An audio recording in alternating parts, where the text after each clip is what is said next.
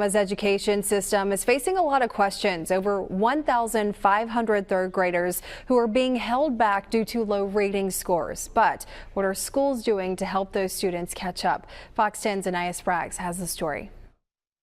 As Alabama students settle into the new school year, nearly 2,000 third graders across the state are being retained due to low reading scores.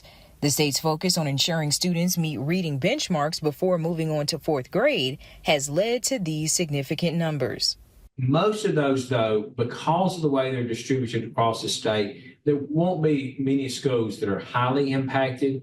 So you may be talking about 3 or 4 students per school. In some schools, it will be a larger number, more like 18 or 20 students. To address this, schools have been preparing for years. If they say had to move one teacher unit from 4th grade to 3rd grade, they can do that. When asked about trends he noticed when assessing the data, State Superintendent of Education Dr. Eric Mackey noticed a connection between poverty levels and retention rates. That really doesn't surprise us because we know that there are lots of issues that come with community poverty.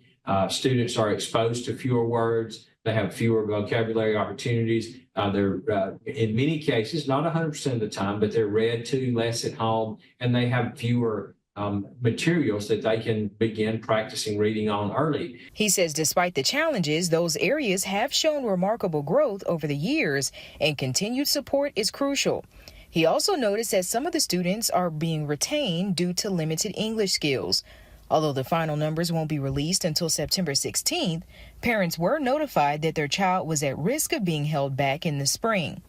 Those students were offered summer reading camps and other interventions were put in place. But before there's retention, there's prevention and intervention. And we're hoping that the prevention and intervention work that we're doing keeps the vast majority of students from being retained. Anaya Spraggs, Fox 10 News.